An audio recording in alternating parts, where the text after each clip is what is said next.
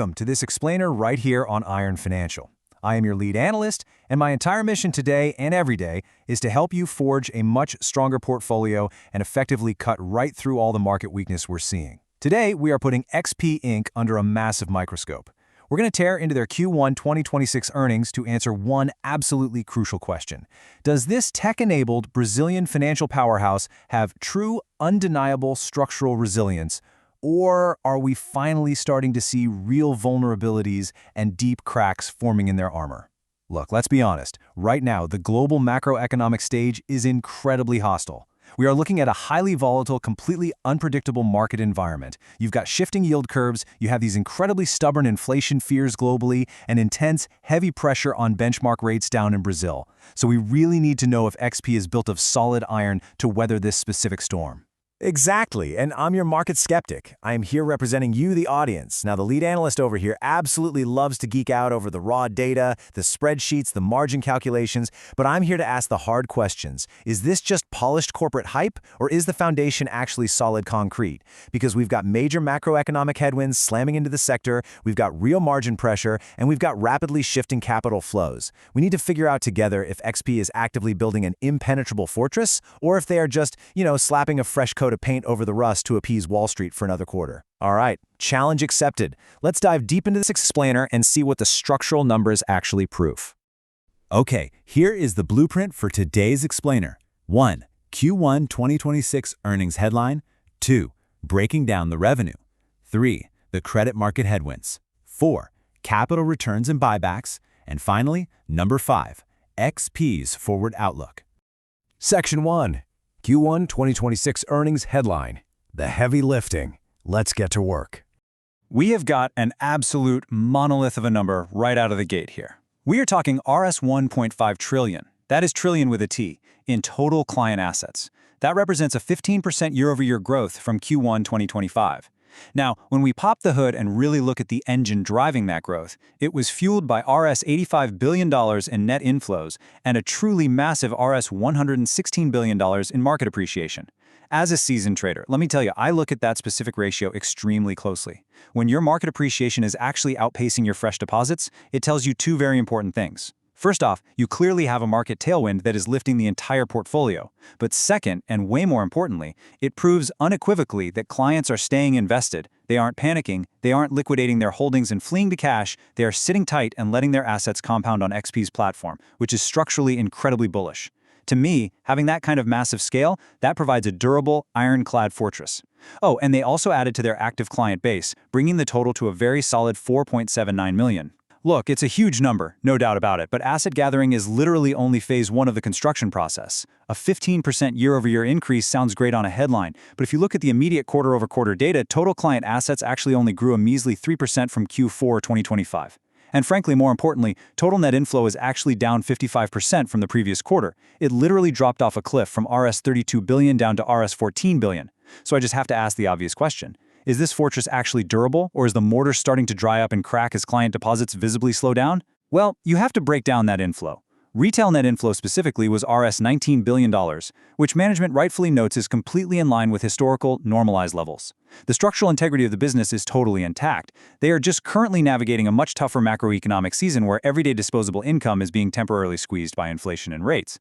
Now, the absolutely crucial point is how those massive assets translate to the top and bottom lines. Are they actually monetizing the vault? Yes, we are seeing the raw horsepower of XP's revenue engine at work. Total gross revenue hit Rs $4.91 billion, which is a very respectable 8% year-over-year growth. And adjusted net income, that bumped up 7% to Rs $1.31 billion. Adjusted diluted EPS also climbed 9% to Rs 2.49. Let me be clear, these numbers represent solid, heavy iron. The business is fundamentally generating more gross revenue and more bottom-line profit than it was exactly a year ago. Yeah, I hear you saying year-over-year a lot, but again, let's look at the immediate present-day trend. Quarter over quarter, gross revenue is down 7% from Rs $5.27 billion in Q4 2025. Earnings before taxes, EBT, is down 14% quarter over quarter, and the gross margin itself dropped over 200 basis points from Q4. When the immediate short-term quarter-over-quarter numbers are flashing bright red like this, I honestly don't care how good the year-over-year comparison looks on a glossy presentation. I want to know exactly where the stress fractures are forming today. That is a totally fair challenge, but you absolutely have to contextualize it. A 200 basis point drop in gross margin looks terrible in a vacuum, sure, but you have to understand the intense seasonal fluctuations inherent in the Brazilian market. Q1 is historically always a slower quarter. You have the holiday hangover in January, and then you have Carnival, which effectively shuts down the entire country's financial apparatus for a week. That literally results in fewer trading days. Plus, corporate deal flow typically takes a deep breath early in the year before really ramping up in the later quarters. So what we're looking at here is standard seasonal contraction, not some permanent structural defect in the armor. Fair enough. Let's move to Section 2, breaking down the revenue. Where are the cracks? All right, here is the segment-by-segment breakdown. Equity surged a massive 22% year-over-year to hit 1.16 billion reals. The fund's platform also grew a very healthy 22%, but look at fixed income. A brutal 25% drop from $1.01 billion straight down to $756 million. Now, Lead Analyst, you can't spin that. That isn't just a hairline crack, that is a complete structural failure in what used to be a key foundational pillar. Is this massive divergence a value trap for investors? Actually, it's not a trap at all. It's honestly undeniable numerical proof of their architectural strength. Diversification is literally the rebar inside XP's concrete business model. Yes, absolutely, fixed income took a heavy 25% hit, but you have to look outside the window at the macro environment. When Brazil's benchmark interest rate, the Selic rate, shifts, or when the yield curve suddenly steepens because everyone is terrified of inflation, the underlying math completely changes for the retail investor. They stop locking their money up in specific fixed income products, and they immediately start hunting for alpha elsewhere. But here is the genius of it. Because XP isn't just a one-trick pony, their equities and funds platform simply stepped in to absorb all that shock. Clients didn't pull their money out of XP and take it to a competitor, they just cycled out of fixed income and aggressively moved it right into equities, which is exactly what drove that 22% surge. What you are seeing is capital reallocation within a closed ecosystem, not capital flight. That is exactly how a tech-enabled, multi-product financial platform is engineered to work. It bends with the wind, but it absolutely doesn't break. Furthermore, their newer structural additions are holding a lot of weight. Verticals like retirement plans grew 11%, and their cards business grew 12% to reach an impressive $13.3 billion in total payment volume. But honestly, the ultimate structural support beam in Q1 was the wholesale bank division. While the retail side definitely faced some mixed quarter-over-quarter volatility due to the macro environment, wholesale banking stepped up and acted as a crucial, unshakable pillar, surging 26% year-over-year to hit Rs 1.146 billion. Okay, but I really have to question the long-term sustainability of that kind of surge. What is actually driving that growth, and is debt capital markets activity really going to hold up when corporate rates are so wild and volatile right now? It holds up precisely because of the volatility. This is the secret. Corporations don't get the luxury of just sitting on their hands in cash when interest rates move like retail investors do. They still have to roll over massive amounts of maturing debt. They constantly need to restructure their complex liabilities, and they desperately need to hedge against crazy currency and rate fluctuations. XP is in there providing those essential derivative and credit solutions to their massive corporate clients. So when retail investors get scared and stop trading, the institutional and corporate side of the house at XP is still executing massive, highly lucrative deals. This institutional pillar offsets the retail volatility perfectly. It's brilliant architecture. Section 3, the credit market headwinds. Facing the storm. Okay, we need to address the elephant in the room. This is a direct quote from XP's CEO, Thiago Mafra, regarding March 2026. He said, "There was a widening on the credit spreads, even for AAA names, AA names, so we lost some money on mark-to-market." Lead Analyst, you have to admit, when the actual CEO gets on a call and flat out says, "We lost some money," that's a serious, undeniable crack in the armor. Well, let's drill down into the actual financial mechanics of what Mafra is talking about here so everyone understands the why. A credit spread is simply the difference in yield between a theoretically risk-free government bond and a corporate bond. Now, in March, those spreads widened drastically across the entire market. This just means the perceived risk in the market went up, and therefore the theoretical on-paper value of existing bonds went down. That creates what we call a mark-to-market loss. Right, so real money was lost. They took a hit. No, it's a paper loss. These are purely unrealized losses. The underlying companies issuing these bonds, these pristine AAA and AA names, did not default. They didn't go bankrupt. They are still structurally incredibly sound. XP's balance sheet is simply forced by accounting rules to reflect the lower current market price of those specific assets, which temporarily pressured their short-term EBT margins. But listen, as long as XP holds those high-quality assets to maturity, or just waits until spreads naturally narrow again, that paper loss never becomes a realized disaster. It's just a temporary storm hitting the exterior paint, not a foundational collapse of the building. But the storm is actively causing clients to evacuate the building. Management openly admitted that regarding fixed income net flows, there are still redemptions, so they are still negative. Even worse, they outright stated on the call that they do not expect the market to recover in Q2, though they hope the impacts might be slightly less severe. If the bleeding in fixed income is literally going to continue straight through the next quarter, how long until this severely impacts XP's fundamental ability to fund its own operations? Is this not a glaring sign of long-term bleeding? No, it's a cyclical headwind, not a permanent structural defect. Look, fixed income funds naturally face redemptions when clients can suddenly get better yields elsewhere, or when they just need cash liquidity in a tight economy. Yes, it certainly hurts their short-term fee generation in that one specific silo, but you have to look at what else they are doing with their capital. XP's expanded loan portfolio actually grew an impressive 16% to hit Rs 74.3 billion. They aren't just sitting there bleeding out. They are actively, aggressively deploying capital profitably into high-margin collateralized credit and highly secured corporate lending. So even with fixed income outflows happening on one side of the building, their lending operations are generating sticky, recurring interest income that heavily bolsters the bottom line. We absolutely must weigh the short-term pain against the long-term gains to build a complete, honest picture here.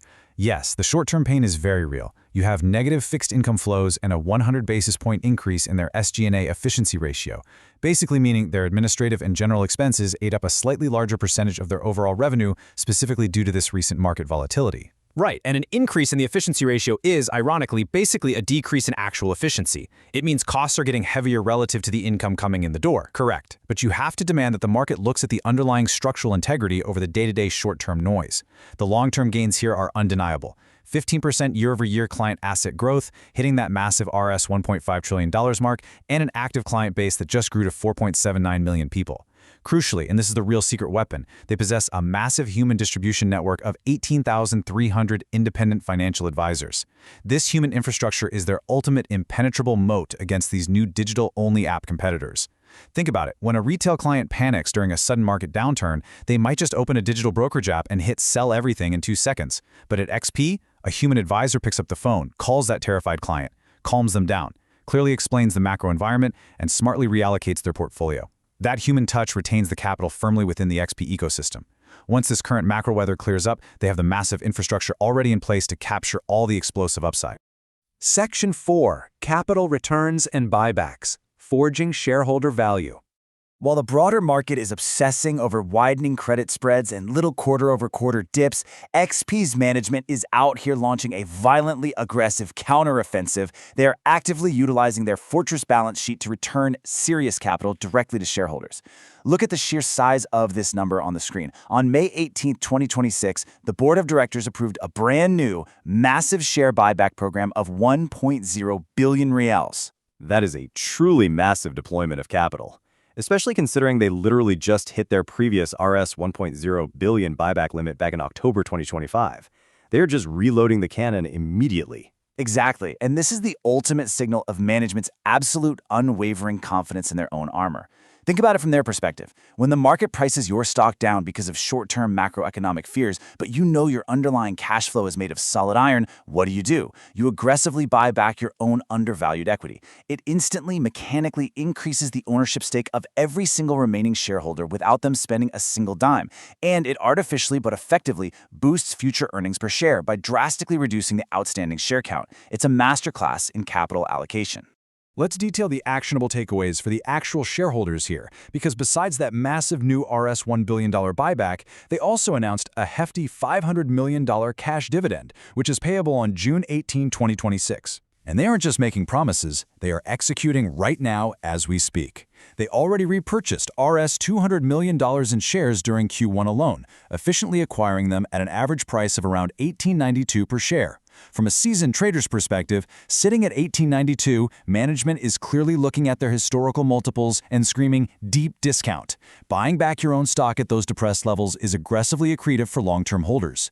And please look at that middle bullet point, an adjusted return on average equity, ROAE, of 21.7%.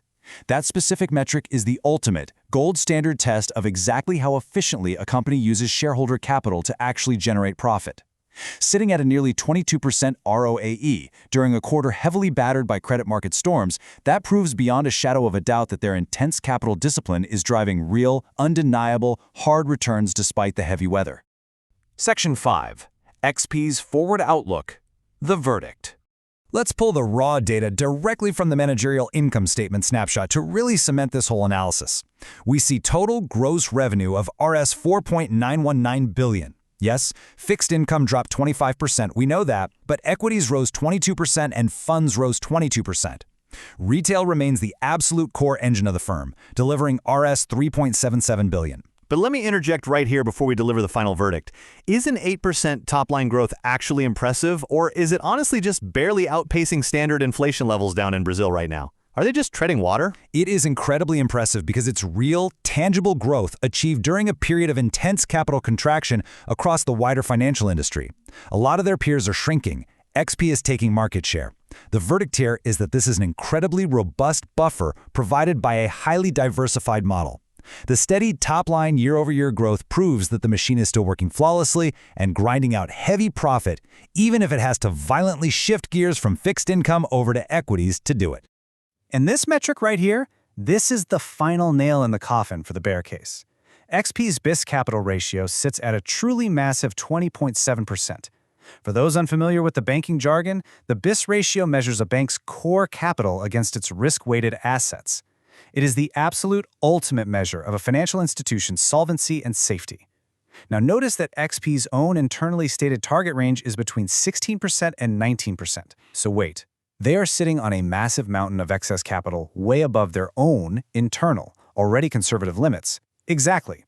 Sitting at 20.7% represents the ultimate structural durability. As a macro analyst, I can tell you that operating in an emerging market like Brazil, where you have wild historical currency volatility, sudden unannounced rate spikes, and constant political noise, having excess capital is absolutely king. It means they can actively play offense while all their competitors are terrified and forced to play defense. They have the massive excess cash reserves to easily weather credit spread widening, effortlessly fund a billion-real buyback, casually pay $500 million in cash dividends, and still sleep perfectly soundly at night without ever worrying about a liquidity crunch.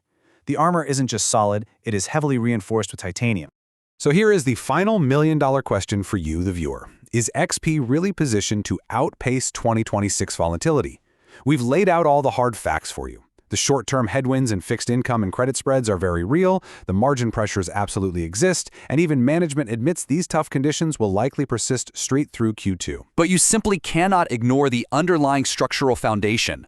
Our $1.5 trillion in assets, massive corporate banking growth, a pristine 21.7% ROE, and a fortress balance sheet that is actively funding massive, shareholder-friendly buybacks. That architecture is explicitly designed to crush short-term headwinds. You just have to decide if you are investing for the next quarter's noisy headlines or for the long-term structural dominance of the Brazilian financial market. Let us know your verdict down in the comments. Is the foundation solid iron, or are those cracks just a little too deep for your liking? Thanks for joining us for this deep dive analysis. Keep your portfolios strong, always trust the data, and we will see you in the next explainer right here on Iron Financial. Quick disclaimer, everything I share is for entertainment and informational purposes only. I'm not a financial advisor, so please do your own research or talk to a professional before making any moves with your money.